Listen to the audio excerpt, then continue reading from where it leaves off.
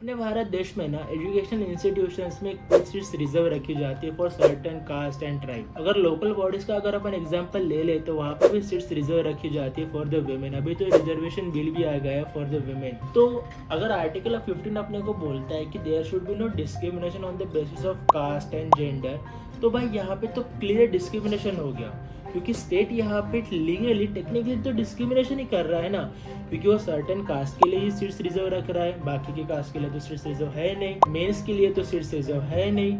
तो भाई ये तो डिस्क्रिमिनेशन हो गया। So there is a clear contradiction with the article 15, क्योंकि आर्टिकल 15 बोलते हैं कि there should be no discrimination on the basis of caste, race, sex, place of birth और रिलीजन।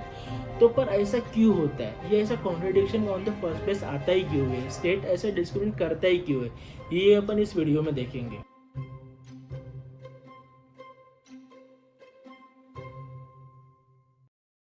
तो देखो आर्टिकल 15 का मेन मोटिव ये है कि वो सोसाइटी में इक्वलिटी ला सके। आर्टिकल 14 बोलती है कि there should be the equality in the society, पर वो इक्वलिटी सोसाइटी में आएंगी कैसे, ये आर्टिकल 15 बताता है। उसके लिए जो प्रोसेस है, उसके लिए जो रेगुलेशन या प्रोविजंस लगेंगे, ये आर्टिकल 15 बताता है। देखो जो भी अनइक्वल्स रहते हैं ना, उनको अनइक्वली ट्रीट करना पड़ता है। अभी अनइक्वल्स को भी अगर अपन इक्वली ट्रीट करेंगे, रिच को भी 30% टैक्स और पुअर लोगों को भी 30% टैक्स अगर लगाया, तो भाई काम नहीं चल सकता। सो अपने को गरीब सिटीजन्स के लिए कुछ सर्टेन प्रिविलेजेस उनको प्रोवाइड करने पड़ते हैं, so that they can have the lots of choices in their life to how to invest their money और how to invest their resources. अगर कुछ सर्टेन बेसिक रिसोर्सेज अगर गवर्नमेंट प्रोवाइड कर देती है, तो they will have the better choices in their life to lead their life. तो इसलिए अगर अपन अनइक्वल्स लोगों को कुछ सर्टेन बेसिक चीज़ें प्रोवाइड कर देते हैं, it will bring the stability in the society. और जब सोसाइटी में अगर स्टेबिलिटी आती है, जस्टिस आता है, तो प्रॉपर इक्वलिटी भी आती है। उसके वजह से इकोनॉमिकल ग्रोथ होता है, सोशल ग्रोथ होता है। So in order to have the economical social growth in the society, article 15 plays a very crucial role. क्योंकि भाई यहाँ पे डिस्क्रिमिनेशन तो हो रहा है, but it is for the better good. यहाँ पर डिस्क्रिमिनेशन करके हम सोसाइटी में इक्वलिटी ला रहे हैं, क्योंकि अपन जब अनइक्वल्स लोगों को अपन अनइक्वली ट्रीट करेंगे, they will have the better chance to grow their life. इसलिए आर्टिकल 15 इतना इम्पोर्टेंट हो जाता है।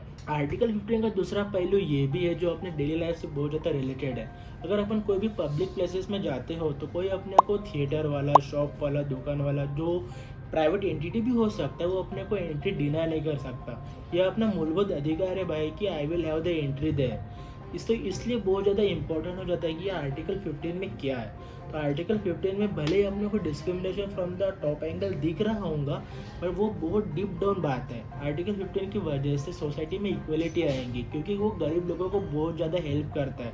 जो भी अंडर प्रिविलेज है, वो लोगों को बहुत ज़्यादा हेल्प करता है। Because of that thing we will have the stability in the society. By treating the unequals unequally, we can have the equality in the society. So please like, share and subscribe to my YouTube channel for this kind of videos regarding the Indian Constitution.